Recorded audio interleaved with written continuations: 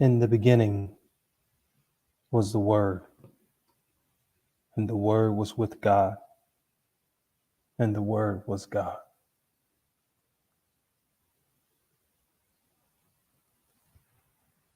It is written that the beginning was a void, infinite space. The best way that we can personify this void in this space is with the application of water.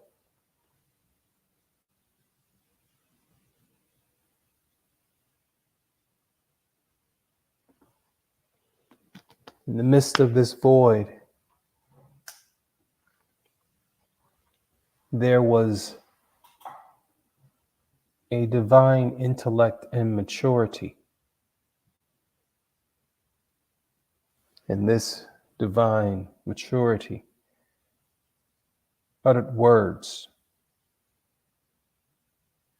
that brought forth creation of the elements. The words, as they are written, was "Let there be light."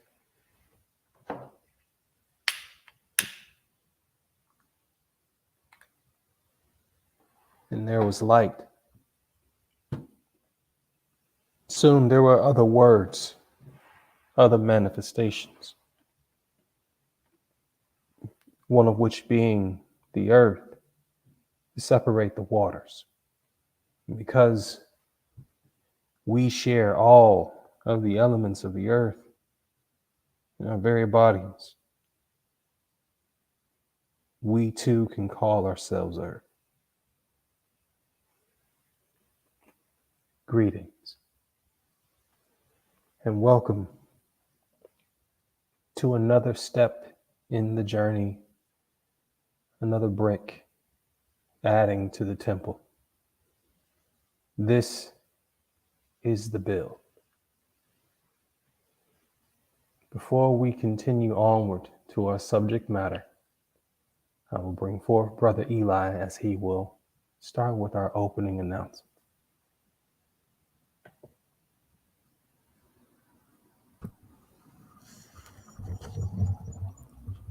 Blessings. The words we are expressing freely are not meant to offend anyone. Our words are not meant to be in any competition with anyone else's wisdom. Your wisdom and understanding is yours alone. We are choosing to remain consecrated while being in the furnace of affliction, the burning bush. Blessings. We also would like to dwell in peace, harmony, wholeness, completeness, love, and the extension of the all.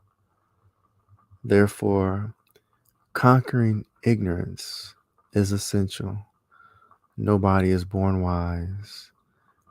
A person has to make serious efforts to develop the qualities needed to be able to speak and achieve Mayat without falling into the twin traps of vanity and greed. Every day, the ears or the living have to be made to listen to words of wisdom. If the teachings is properly understood, then righteousness will become the reality. And if we could remember the golden rule to act for he who acts. The Egyptian sage portrays himself a vigilant heart and a plain tongue, capable of satisfying God because his or her entire existence rests on knowledge and not on belief. In the ancient Kemetic book of 2 Ways, it says that the causes of wrongdoing, even in 2022, is ignorance and immaturity. So we hope, brothers and sisters, even though you are part of the things that are not seen, like corks, we try to be like existence itself, as being the be and the all. Thank you, brothers and sisters. Blessings.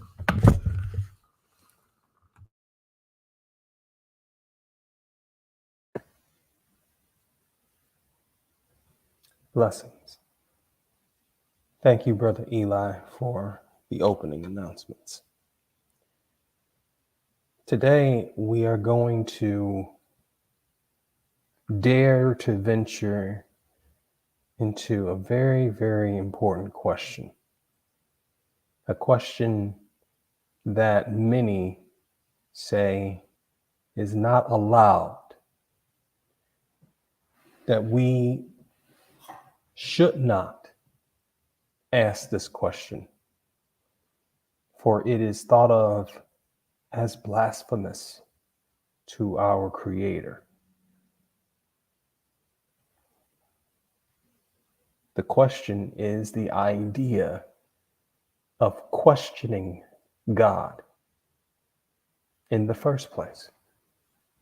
Asking why, asking what, asking when, asking where, asking how, asking why.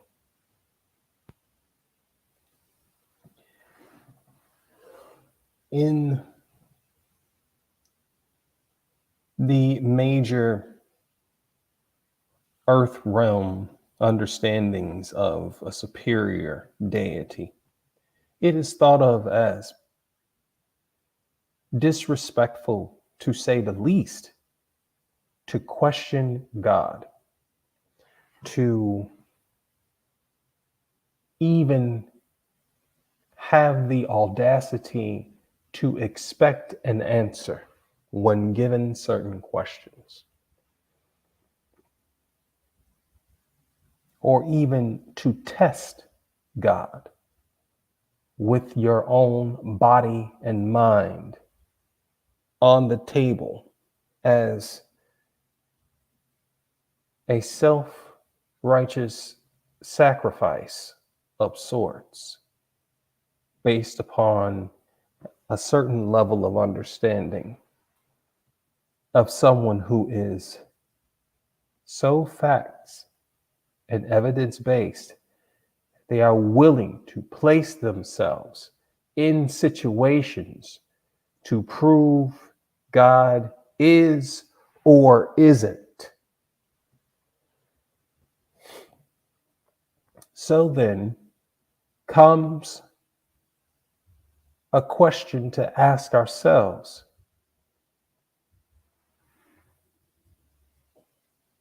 When we deem a deity, praise and worship,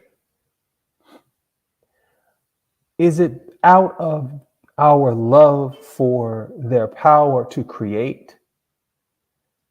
Or is it for their resiliency and ability to absorb? To be clear,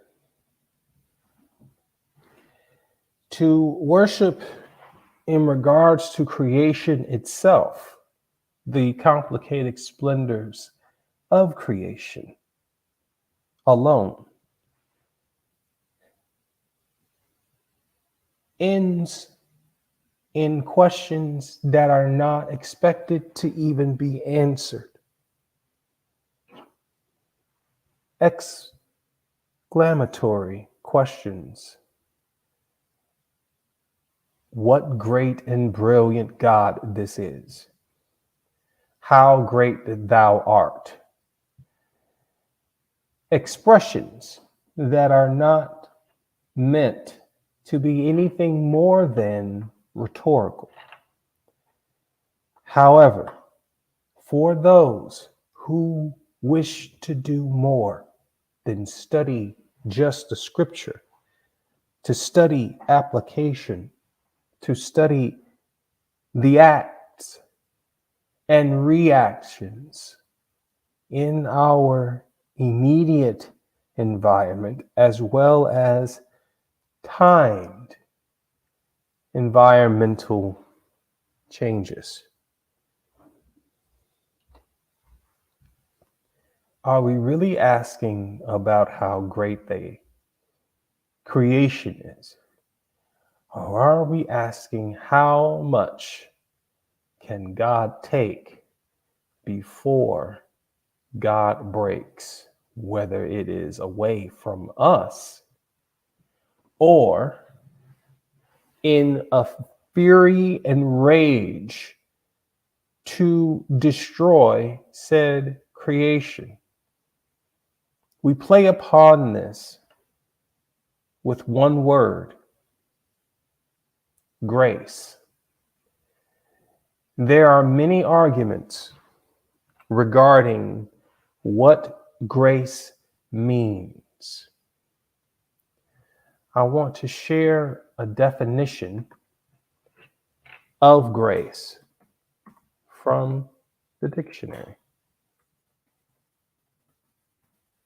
Then we'll discuss. Grace has many definitions. We will go over a few. The first one: simple elegance or refinement of movement. Similarities: elegance, stylishness, poise, finesse, charm. The second definition is courteous goodwill. Similarities to courtesy, politeness, manners, good manners. Grace in those definitions are nouns, but there is a verb, an act of grace. This definition states it is due honor or credit to someone or something by one's presence. Similarities being dignify, distinguish, add distinction to, add dignity to, and honor. However, most in the major religions of Judeo-Christianity, even Islam, grace is not seen as honor, not in the same way as it is defined here.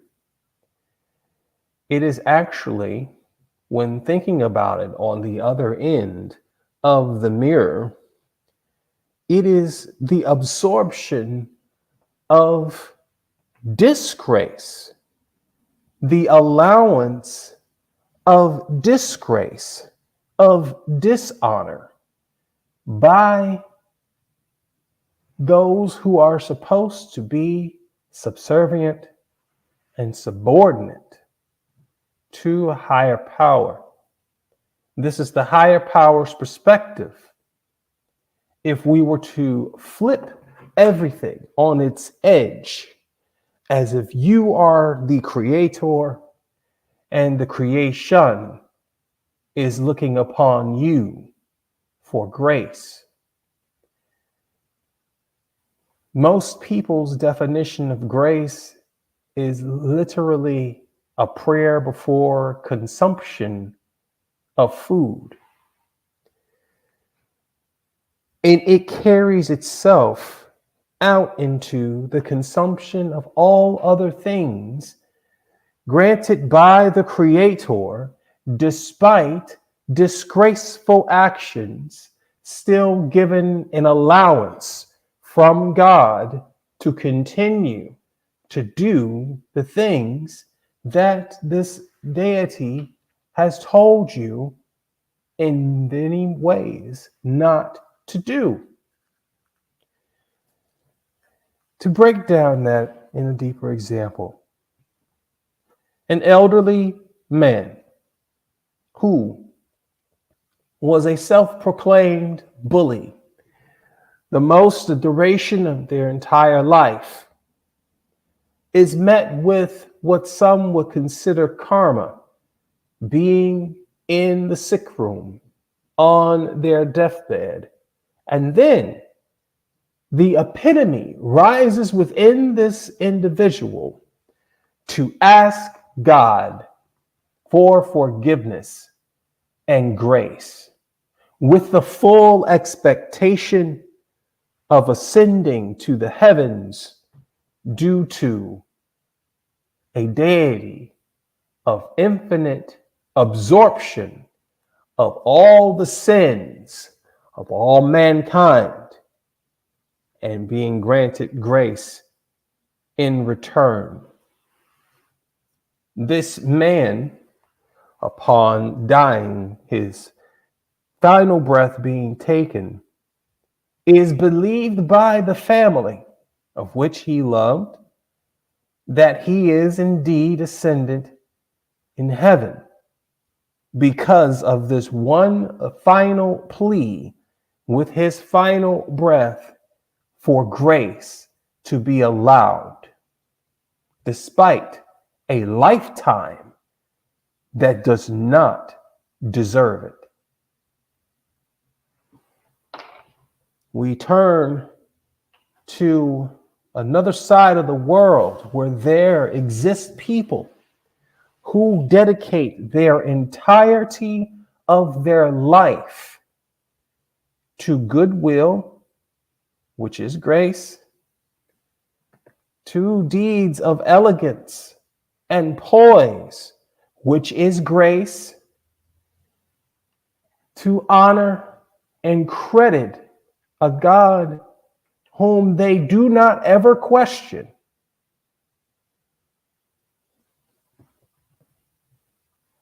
And yet, when they pass,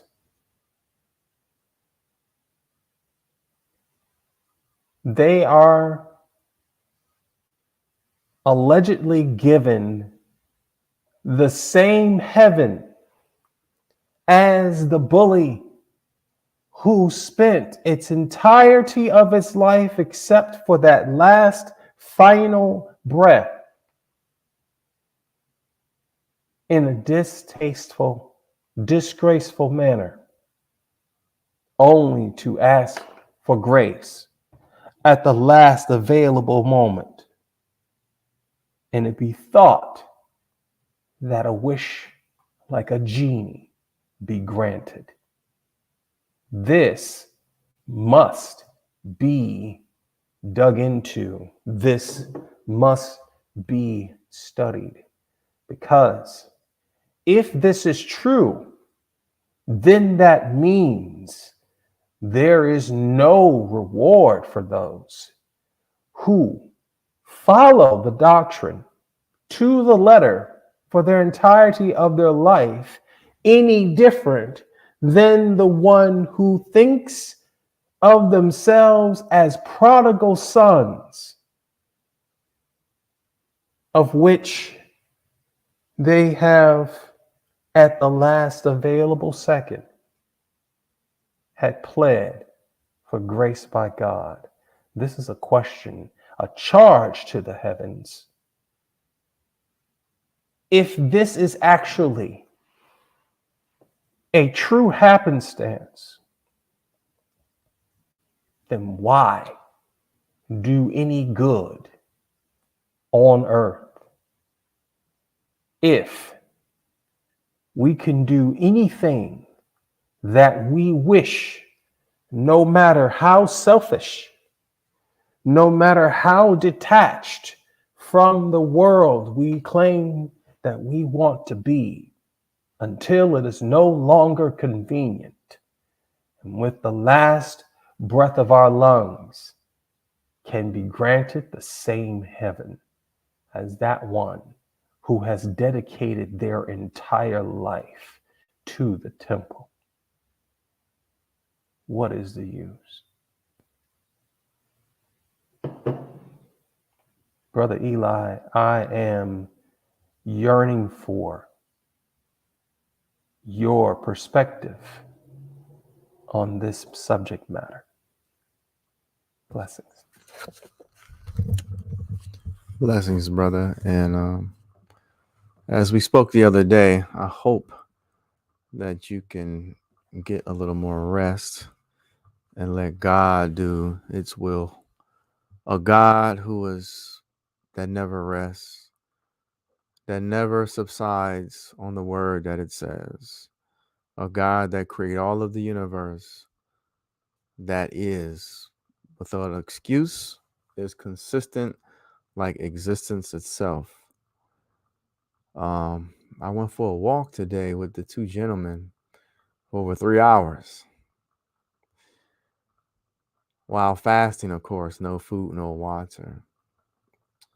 And I analyzed because when I was a little younger, I can fast, no food, no water, and unload trucks when I worked at Burlington Coat Factory, unloading semi trucks and all that kind of stuff. And, now I walk 3 hours. I had like a little headache. So I'm analyzing myself. I have the ability to be despite the new experience. And that is something that existence is, because despite we going through daylight savings time, the sun, moon, and stars are still consistent. So when I was in Arizona, they do not practice daylight saving time. They live as existence live. And that is why when you look at existence, if you have a seed and some soil, and if you was on a space station that is away from the earth, they will still follow the commandments as they were instructed to do. As human beings, we had teachers to teach us that the earth have a wobble. Therefore, human beings have wobbles in their nature. It is practically impossible for most to exist in the universe as itself, because we are learning how to be like God. And God is not interested into words. God look at your deeds. And that's why those who are consistent on any journey will go further than those who cannot travel on the journey. For example, you had people who had to leave countries because of war, and they had to walk to other countries. They didn't have horses and airplanes and stuff. And when you look during the trail, you've seen a bunch of dead people who yearn to make it to the other country. But the unforgiving desert says you cannot make it. You're not qualified to make it. Therefore, you must stay as you are. Just like Moses, when he smoked the rock, that one act, after what God have shown and proved, parted waters and did all this stuff, Moses still did not have it to make it to the promised land. So when you see sperm cells, life itself teaches us what it takes to make it. And it is not interested on how we present ourselves. We will measure things through the annals of time, because all of us travels as sperm cell in wombs that appear to be like a threat to its environment. It sees the sperm cell as an enemy. But the sperm cell who makes it through all the challenges, becomes a human. It does not die inside the womb. Therefore, it is reaffirmed new life while the other sperm cells died in the womb. Because God will start us all off, but we are responsible through our willpower to make it to the other side with our deeds. Like when you have Navy SEALs and they have to swim across with sharks at night and things of that nature. So I'm going to talk about one who was very consistent with the journey of life. So they called him the Mahdi. The Mahdi is a powerful word, or you can say the reformer. It says, as I read on the computer screen, it says that we have been looking for 2,000 years, according to the verse under discuss the Messiah.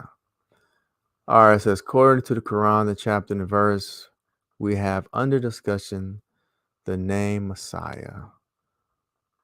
The meaning fits that of the Mahdi more than any other man. Now remember, many claim to be Mahdi, many claim to be the Messiah because of a feeling that they get. But then they have to sit in the annals of the earth and the emotions of her environment to see if they are the Mahdi or the Messiah, or they just love the idea like most, yet have their endurance to become what they perceive that they thought they were. So the Mahdi is a world traveler. He told me that he have traveled the world over. So he have traveled the world over, and that he have visited North America for 20 years before making himself known to us, his people, whom he came for. He had visited the Isles of the Pacific, Japan and China, Canada, Alaska, the North Pole, India, Pakistan, and all the Near East of Africa. He has studied the wildlife in the jungles of Africa and learned the language of the birds. He can speak 16 languages and can write 10 of them. He visited every inhabited place on the earth and had pictures and extracted the language of the people on Mars and had a knowledge of all life in the universe. He could recite by heart the histories of the world as far back as 150,000 years.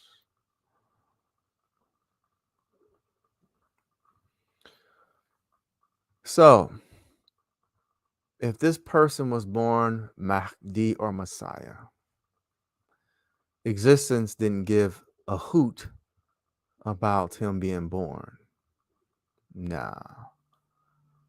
Being born Messiah or Mahdi is not a qualifier. Just like coming out your father's scrotum being a sperm cell. It doesn't mean anything. When you come out of something that you don't know the origin of, because a sperm cell don't know testicles. They just know it have a purpose without books, without ears and eyes. It's something on the inside. So when you look at the universe and you look at people who love to be considered the one who's supposed to come, and they look at what they have to do in order to get the information to become that one. Think about that. A sperm cell is designed to reach to the egg. But if it doesn't have the endurance, then it will not be born. Because the sperm cell that goes into the egg does not experience death. And us, we are the proof. We just transformed into a life form that was befitting this physical life because we did the work to make it into the egg. So the Mahdi, how many people who will save up enough money to be a world traveler, to travel the world over, and is willing to visit North America for 20 years, to visit the Isles of the Pacific, Japan and China, Canada, Alaska, and the North Pole, India and Pakistan, and not part of it, but all of the Near East and Africa. After that, you go to the jungles of Africa and learn the languages of the birds and have the ability to speak 16 languages and write 10 of them. And then visit every inhabited place on the earth.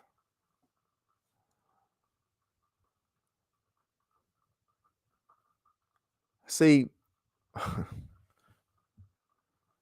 existence itself don't have no room for errors or jokes or those who pretend, because time always revealed smoke and mirrors compared to the real mirror.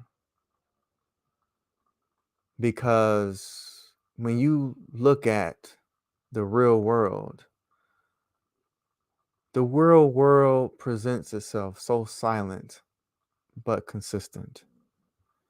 When you see flowers, the flowers are soft, but they had to break through the tough skin of wood, of the branches, in order to bloom. All over the universe, you have gentleness and subtleties, but immense strength, because we cannot touch the darkness of the universe, yet we can travel through the universe easily. Yet the universe can hold planets which weighs 6 sectillion tons or greater than 6 sectillion tons. It holds galaxies, it holds stars, it holds all of existence. Yet yourself as a human being can move straight through it at ease and at will. You do not see error when it comes to the gentleness of existence. Because if it had a slight speck of error, it can cause a tremendous amount of damage. And that's why only those who are qualified to have the wisdom and the strength through the challenges receive the greatest responsibilities compared to those who cannot, because they will break like every other chain that is not made of steel. I remember I seen Michael Jordan tennis shoes that cost $10 compared to the real Michael Jordans that was now about $200. Even though they look the same, but the quality of make, the fabric they were made out of, were not the same. And that's why jewelry and clothing you can get at Walmart. But if you go to the original store, it may look the same, but the fabric and the quality of the fabric is not the same, nor the stitching. Because those of us who know about the qualities of all things, even shoes, they look at the stitching, how the stitching is made. And Like when you look at fabrics like sheets, they talk about the stitching. So when it comes to life, there is no redemption, there is no mercy, there is none of that religious talk. It doesn't exist. The only thing that exists is existence itself. Everything else is just words without deeds. I was looking at young people who all practice playing the violin at the age of 5, and now they are grown. So what they did was they went back to look at what they call those of us who are excellent when they were playing the violin at 5 and 7. Prodigies, that's what they're called. So these humans, they all look alike. They all breathe the same air. They all have the same. They have mother and father, all of the same. But when it came to the violin, it was evident the one who was a prodigy compared to those who had to stand by. They were not prodigies at all. They looked good, but amongst experts, they failed. So when you watch the two brothers, no, they were college friends. No, they were professional violinists, but they were still kind of young. And even when they watched their younger self play the violin, they saw their mistakes. And then they compared it to the prodigies playing the violin. Was no comparison between the two. So the ones who were professional violinists show that they didn't compare themselves to the prodigy who had the same time on the earth, the same air, the same food, etc. They took their hats off and bowed down because their life force told them no, not the opportunity, because we all get the opportunity. But the life force will tell you if you are the one or if you're not the one. And that's why they have 12 major scientists. And then the one with the most wisdom and knowledge sit at the top. He don't sit at the top because he's weak. He don't sit at the top because he lacked knowledge, because it's something about the essence in the one that the other ones, who they all had the same time and space, but they could not show that they were the one. So they take their hats off to the one. So the one who is qualified speak because he have shown existence that he or she can be that one. But that one always use his comrades as partners of conversation of wisdom to come up with solutions to problems. So they are not excluded when it comes to the vision, because if you are truly the one that is from existence itself, you know that we exist because everyone else exists. But only time will show the one, but the one have teams. But the ones like John, when he saw Jesus, he says, he bowed down and says, that is the one. I am not the one. Follow that one. That's the one. So when you look at life, life is not about big I's or little U's, Brother Michael. That is vanity. But when you have an important thing to accomplish, everybody put their egos or ideas of selves aside because they're working on a greater vision to be accomplished. And life is the equalizer to all. Because when you look at life, one person may be great at one thing, but their partner is greater in another thing. You see how existence always balances things out. And that's why Michael Jordan could have been the best basketball player of all time, but he couldn't win championships until he had a team. You see what I'm saying? But everybody know who Michael Jordan, who he was, that he was the one. But Scottie Pippen was number two. But Jordan couldn't win without Scottie Pippen. So the universe is about utilizing the best at every aspect. And that's why we do not humiliate no one. You do not humiliate the janitor. You do not humiliate the cook in the cafeteria. You do not humiliate the CEO, even though their pay is humiliating. I don't agree with that, because you know what I just discovered about the pay of the planet. And I want to deal with marriages, because marriages complain about they get divorced because of finances, and come to find out the whole world is living off of no finances and they maintain to be married. So I really have a conversation about frauds when they talking about want to be married, and then most of the majority of marriage fall apart because of money, and the whole world live off of less than $2 to $3 and $4 or $5 and they maintain to be married.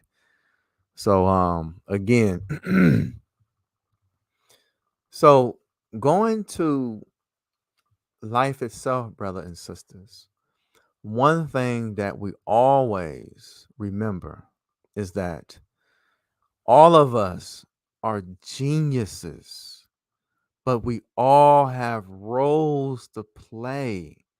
The problem is we will praise one person genius over another person genius, and that is unwise, because how dare you, human, will say that just because a person loves to mop floors, that it is not a genius compared to a neurosurgeon.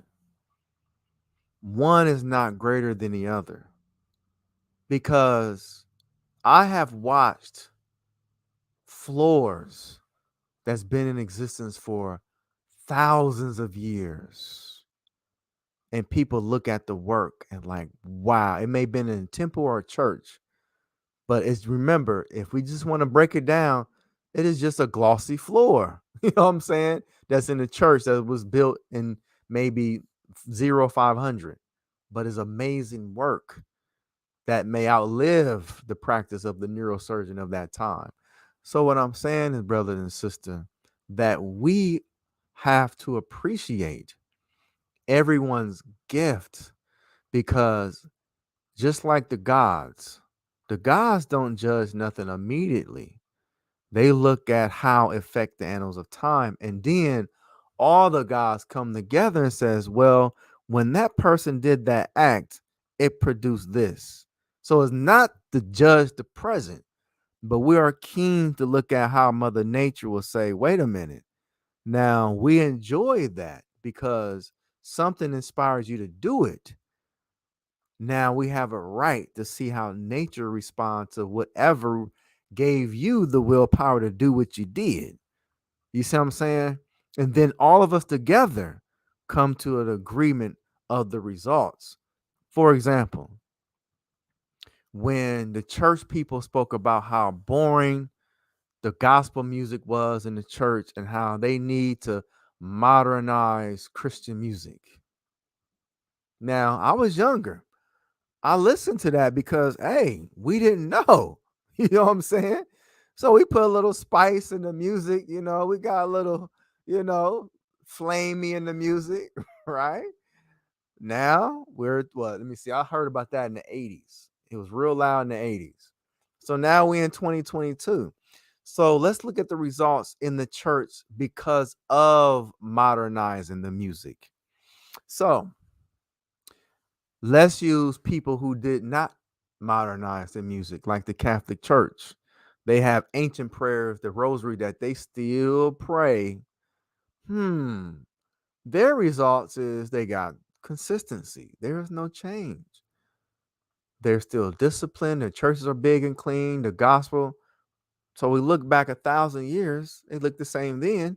So they didn't break their agreement, and nature responded to them by allowing new physical humans, but their environment stayed stable.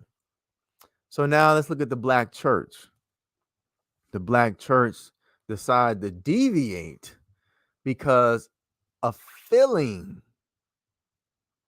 was given to the individual saying that we're losing our population in the church. So again, they played God. They said, oh man, we're not getting as a crowd like we used to, like God cares. So the evidence said that, yes, you may not look fancy like the others, but you are sitting in the trash can, because when you go to these elaborate churches who may have 10,000 people, they are full of a lot of darkness compared to when the church they may had 100 members.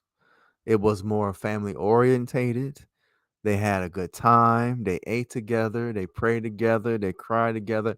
It was more a holistic experience when there was just 100 of them compared to when there were 10,000 of them. So all we need to do is we say, thank you, great existence or great God, for this new idea. But let's look at the effects, the subtle effects through the time, because we are all here to learn. And then after the results, we say, we are not judging the results.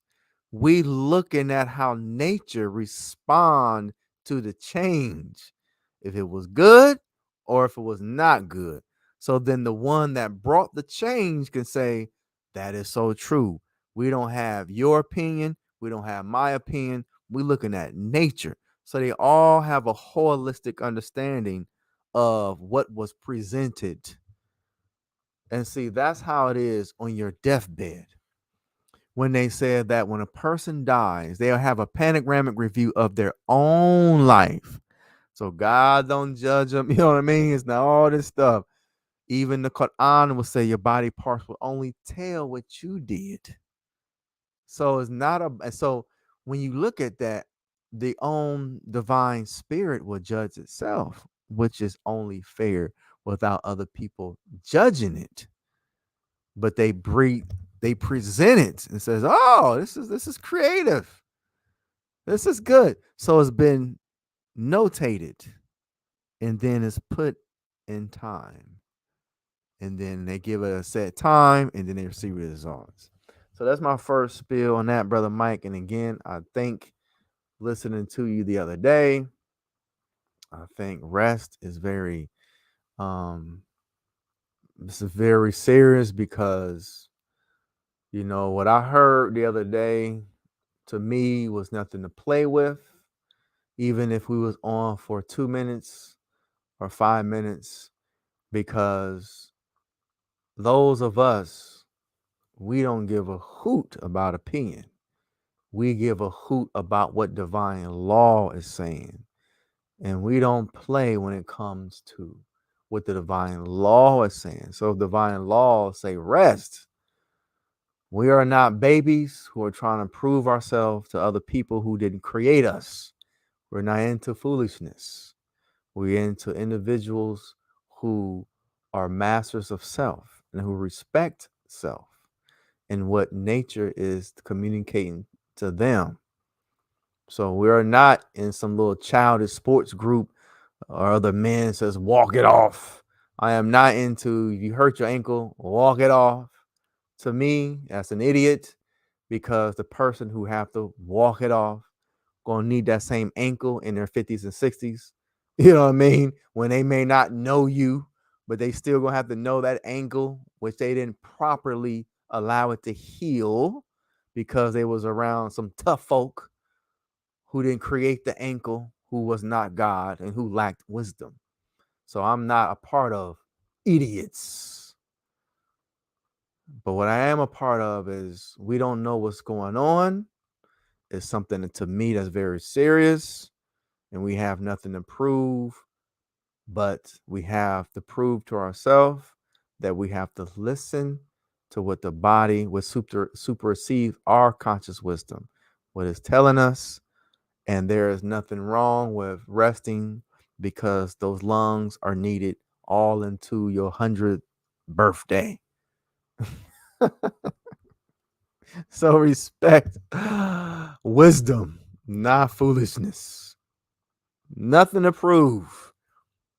Only thing we proven if the toughness of being wise to listen to the body and what God and the angels are doing, not silly human beings who didn't create the lungs, who didn't create the blood cells, who have nothing to do with creating a planet that sustain these things. We don't have nothing to say, you hurt your ankle, walk it off. No, no, no, no, no, no. You hurt your ankle? Listen, man, we can come back and come next week. But please, by all means, take care of that ankle because you're going to need that ankle maybe even longer than you know. Human beings that's present today. Let's bless the ankle. Let's put some ice on it, show us some love, and we can all get some hot wings and watch the game together while you allow that ankle to heal instead of walk it off just because we're around some Negroes who don't do nothing. So we're not into stuff like that.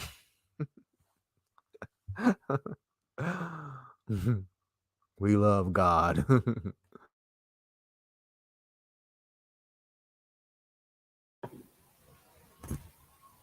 So thankful for that message. And I'll dig into why. I have been dealing with the dilemma of that question, creation and absorption in my own body. This has been witnessed by Brother Eli and even tested in the knowledge and understanding of our communion by Brother Eli's test to see where the entity lied within my own body. I was asked to place my physical frame as a balance on a wall with my heels and my buttocks in the exact same alignment and told to do only one thing: to breathe. To breathe in and allow the air to fill up my lungs, go past my ribs, into my chest, and even up to the top of where I was getting the air from. And then the difficult part was to expunge all of that to the point where my skin would feel the expulsion of the carbon dioxide itself and hold it for a duration. I spoke humbly when I say that I was in need of a lot of practice, but what was revealed was a certain part of my body, upon not having any more grace given it to allow disgrace in the body, it answered in a wolf-like expulsion of energy, in a hulking cough. From a chiropractic perspective, being that I work in healthcare as a rehabilitation specialist who practices health, always the key that we are practitioners and never masters. In the practice, it says that wherever disruption in the spine occurs, There's disruption also in the surrounding organs from the cord of the spine. It's called a spinal cord for a reason. For if we have kinks in our cords, we cannot connect. The connection that I was missing was around my liver and my lungs, my absorption and my expulsion of expression, of emotion, and of knowledge that I choose to share with the world. As practitioners of health, we are told that we are healers. What we are not told is we are absorbers of illness. This is something that is not given to you in any Hippocratic oath. It is not told to you in secret chambers of anyone who practices, despite the fact that they know this truth innately, because that type of prerequisite learning would deter you from the practice itself, because you are placing yourself in a position to take upon other people's pain that they fought hard to deserve themselves. I'm going to say that again. The reason why it is not explained to us, the healers, that we are there to absorb other people's pain is because if we were told that when we first sat down and said we wanted to be healers, we would never take that seat. We'd never do it. We would deem it too hard. We would deem it unfair. We would say they were the smokers. They were the drinkers. They were the drunkards. They were the ones who abused their bodies. They were the ones who did not pay attention when their mothers told them to partake of fruits and vegetables. They were the ones who debilitated their bodies, whether they knew it or not, through the annals of time. They are the one in the 6th room because of their deeds. For not all deeds are good. Why would I take upon that for them?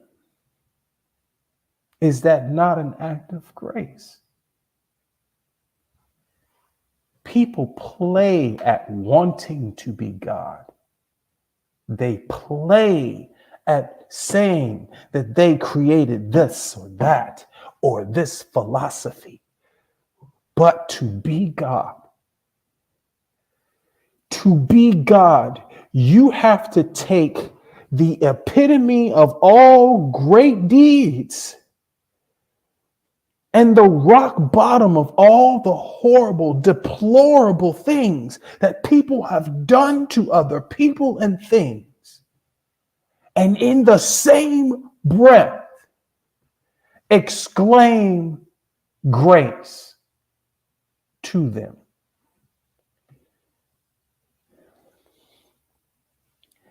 I have no intention of one day being drawn on stained glass windows in cathedrals. I have no intention of one day being placed in murals for taking the bullets of other assailants or insurgents in any battle of war of the mind or spirit. I'm not the catalyst for that. I'm not that type of a genius. Up until 25 hours ago, I didn't think I was a genius of any kind. And I was told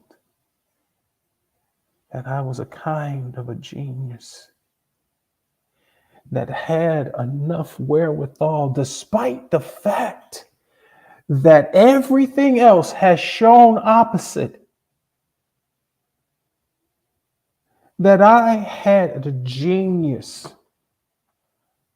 and resiliency of empathy for fellow man to allow myself to absorb the illness and entities and demons even of other men and take them upon myself.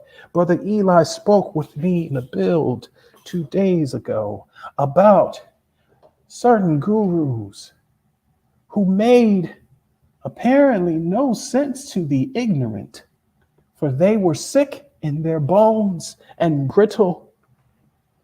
They were stumblers of their voice despite being well learned. They too had reached certain expiration dates in their joints, in their bones, in their skin and mind. And yet they were still respected as gurus. Why?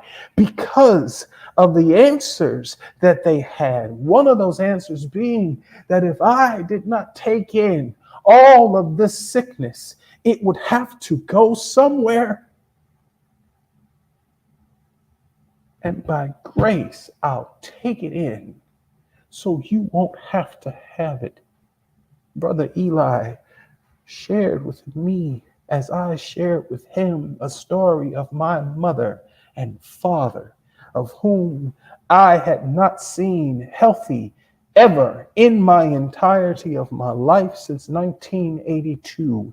My father sustained multiple illnesses of the mind and body as a police officer who had saw people leave this earth and swore he saw their souls ascend from their bodies once being murdered. The heaviness of that upon a man to witness such things caused him to be so frail and sick in his body that my mother would have to walk all 165 of her pounds up and down her spine, up and down his spine, in order to get him to move, to breathe. And I recall times with Brother Eli, I recall times in my youth watching one of the greatest prayers of empathy I had ever witnessed from my own mother. As my father lay in her bosom, my mother saying, not for God to take all the pain away, no.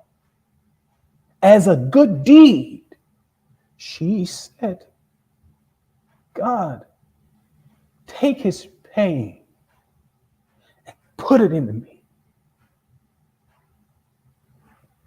Take whatever it is that is debilitating him from doing the service that you see forth for him to be a protector on this planet, and put it into me.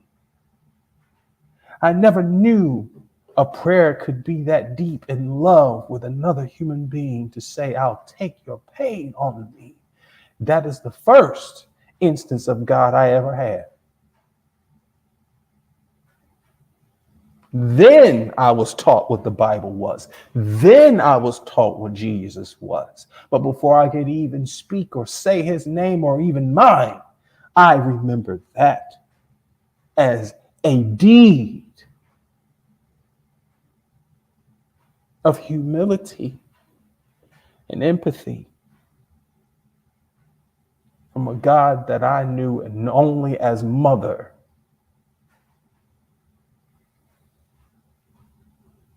And then here I am, fast forward 40 plus years, and I am in a place where I am taking on anywhere from 40 to 65 people who are all manners of illness, and saying without uttering a single word, everything that they have, whatever it is that's debilitating them from their purpose, don't take it away. Put it into me. You know what bomb squads do? Bomb squads will find the target, find the explosive, pick up the explosive as gently as you would hold a child, disperse it somewhere else, and then explode it. Why do they do that? Why do they not just disarm or cut the blue or red wire as we see in Hollywood films? Why is it that it must go somewhere? All energy must go somewhere. All pain must go somewhere. All loneliness must go somewhere. Schizophrenia is an entity and it must go somewhere. It is said in science that a person who suffers from depression, when they have a cold, they have in their mind a being living with them. It is a relationship. And in order for them to leave that relationship, they literally, more than just having cold medications, they have to talk it out and away from themselves. If that is not rebuking, I don't know what is. I forgot that. I was reminded of this by my wife and brother Eli, who told me and reminded me that there's an entity that is in you, on your spine, that is sucking away at your life source. And I had to cuss it out. My first exercise of cussing it out was sitting there on that wall and feeling a thick, gelatinous source underneath my lungs and feeling it rupture like an earthquake in my body. Since that first time, Brother Eli, I'll have you know that this will become a daily practice so that I can understand as a GPS system where exactly these entities lie. Lie has multiple meanings when I say it. I'm not just talking about lying down. I'm talking about lying to your spirit and making you believe opposite of a grand architect who does not make mistakes and will not allow any in you as long as you say you are seeking him or her or it. It does not play.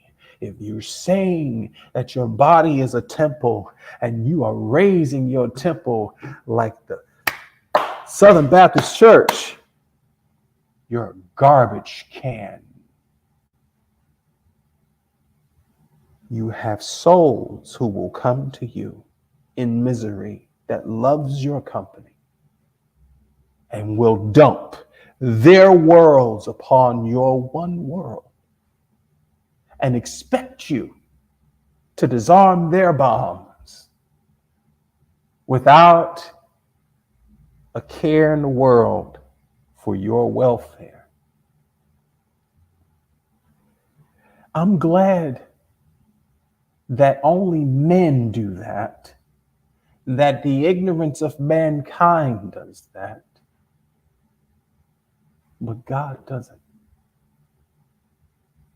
God will indeed test you by what you say you are, but he will not put more on you than you can bear. I dare to even say more, that he will not put more on you than even you think you can bear, because you have no idea how strong you are. That janitor has no idea how genius he is until someone with the gumption to see outside of his duty and says it to him.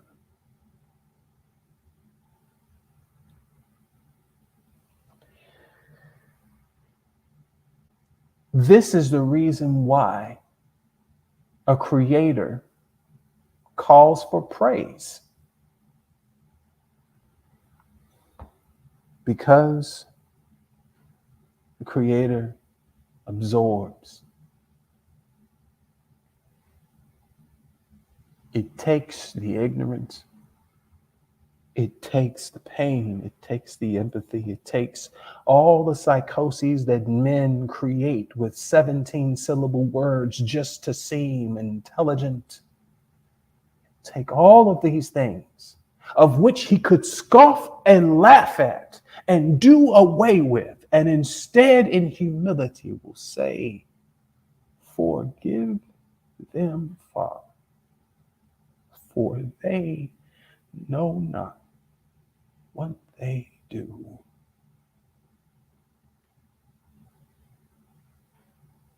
I forgive all demons, deities, entities that have tried their way with me this week.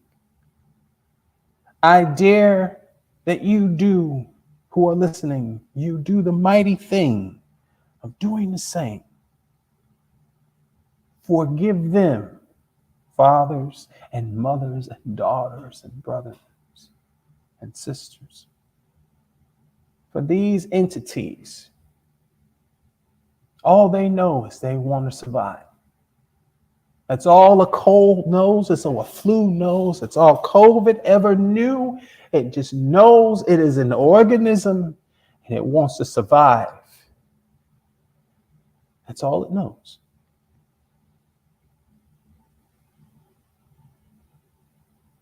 It does not care how old or young.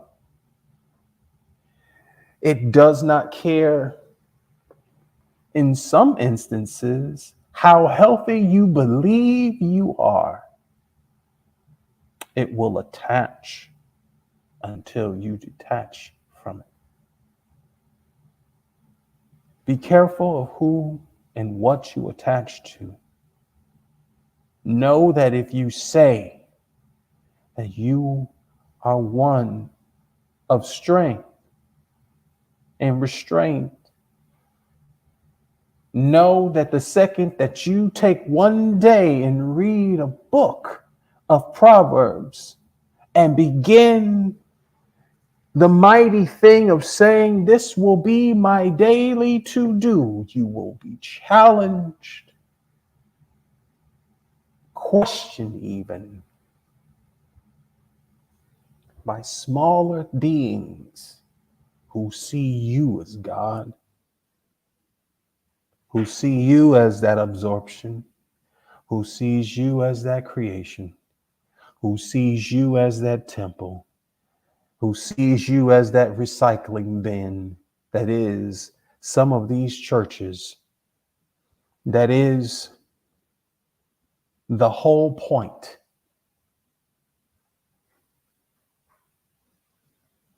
Because who wants to worship something that could only create but never have its creation tested in time, in will, in graceful honor, in its elegance?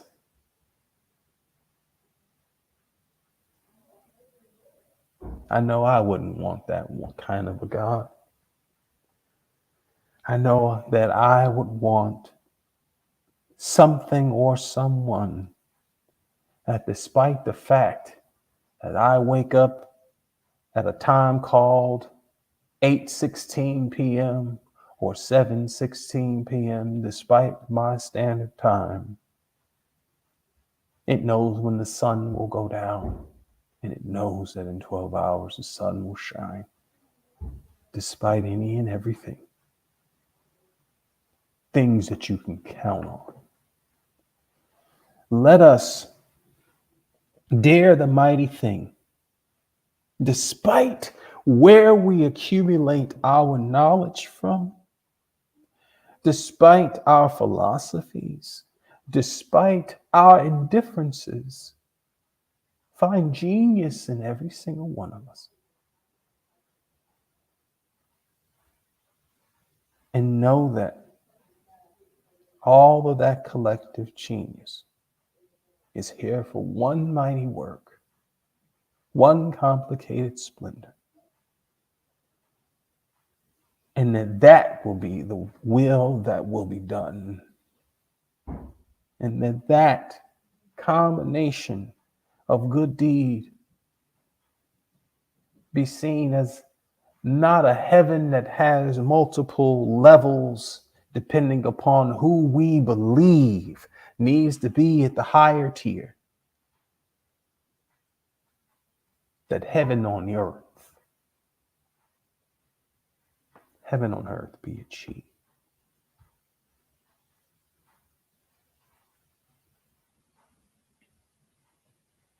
I don't know how strong I am. I know that I'll be tested. I don't know how strong Brother Eli is. I know he has been tested. I know that there are many people who have been tested nowhere near as often or as potent as he or I, and they are not here.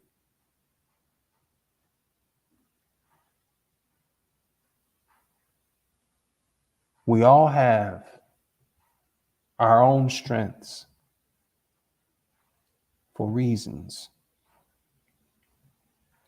But it says not that the weak shall inherit the earth, that the meek shall. Let us do so in eloquent articulation, without argument, but with many debates, in order to challenge each other towards a greater sense of greatness. And know that if you find one who you believe is the one,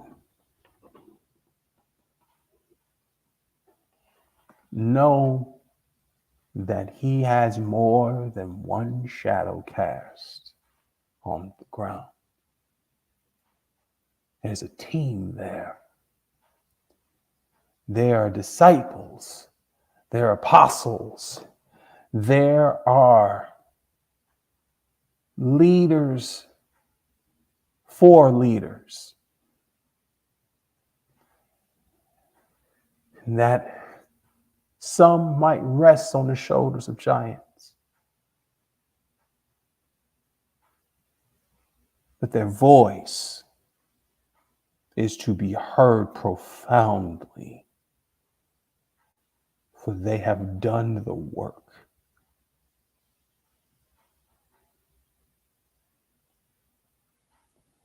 I am grateful that despite not even knowing that there was a genius somewhere within me, that somehow some part of me continued to do the work. I'm thankful for those who are listening right now. I can realize that though maybe not in the way others had planned it to be for you, there's work that had to be done, that you have indeed done that work. And for that, I call you genius. And I give that charge, despite the question of what heaven is for that one who asks for it at the last minute or scrubs for it during the first. Let it be as it is in heaven on earth. And that is the answer to the question. For if you live on earth as it is in heaven, then heaven is here. For a person who lived their entire life in hell and pray for heaven as if that was a penance paid, that is not a reward. That's a handout. And nature gives no handouts.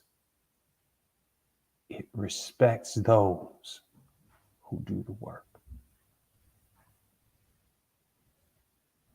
I apologize for being long-winded, maybe even longer than what my body is telling me in which to capacitate myself tonight.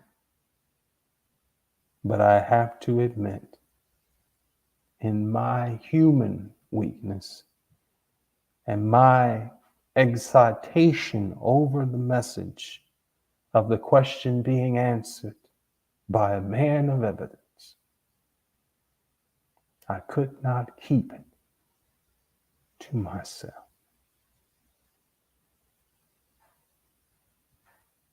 May empathy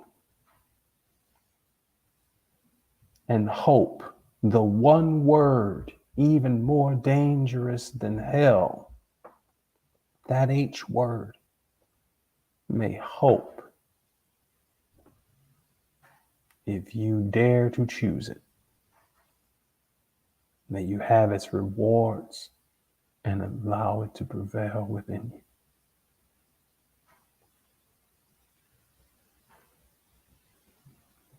It's a hard road to tread.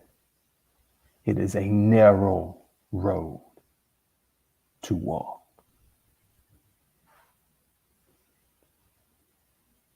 The promised land does not give you a Toyota Camry to drive through a paved way.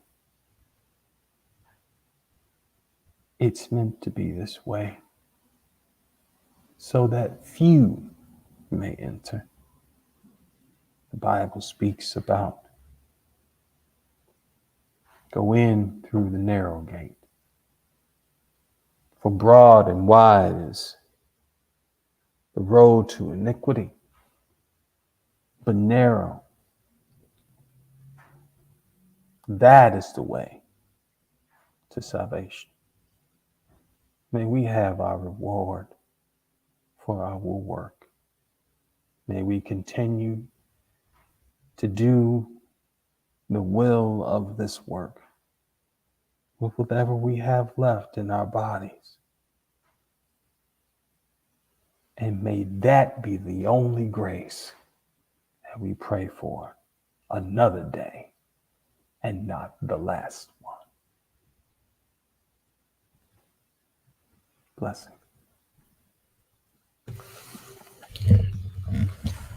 Thank you, brothers and sisters. As I said before,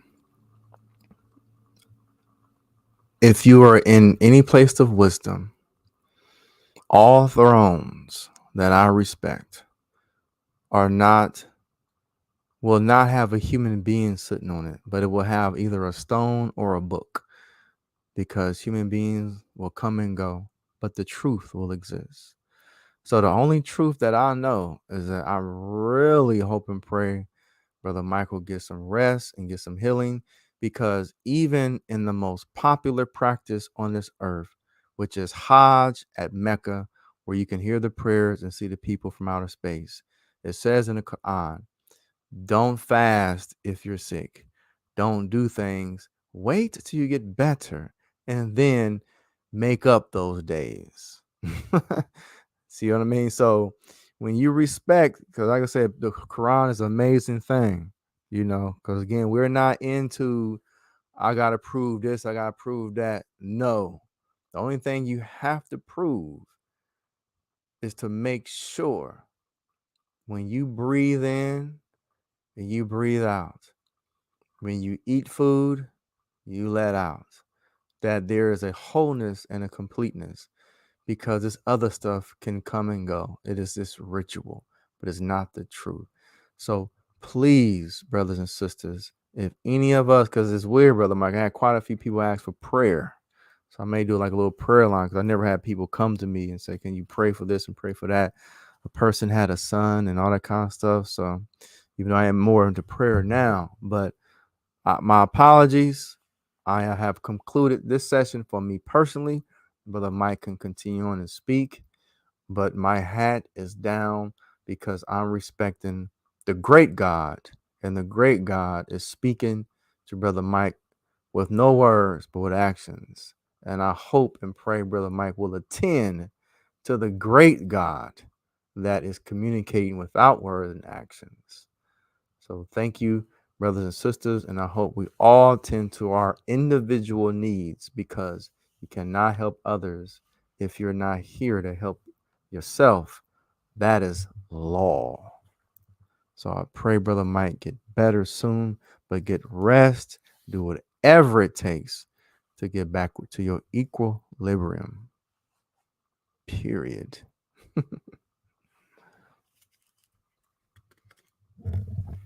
Indeed, I will heed to the will of the great God. We will come to a close at this very moment. Let us remember that even though we endure what we endure, we absorb what we absorb, that our skin can become frail, that our liquids inside of our bodies can fool us into feeling dehydrated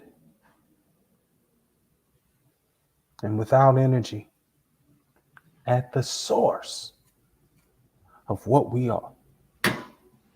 We are this very thing. For the candle cannot complain against the darkness and the harshness. It instead admits itself, then admits to itself that it is everything that it needed. It is the light, and we are that light. We will not blow this away from us. We will take this in to whence, from where it came. We'll take it in together, and we will show and prove beyond the shadow of a doubt that we are not harmed.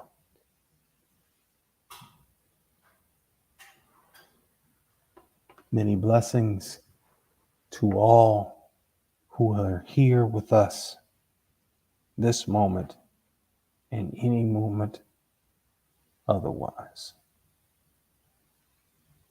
Peace be unto you and blessings.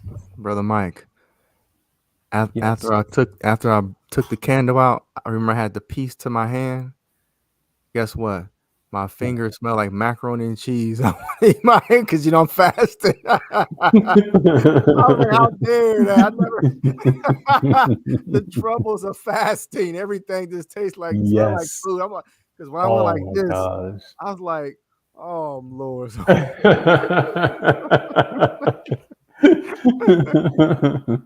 Blessings, guys. Blessings.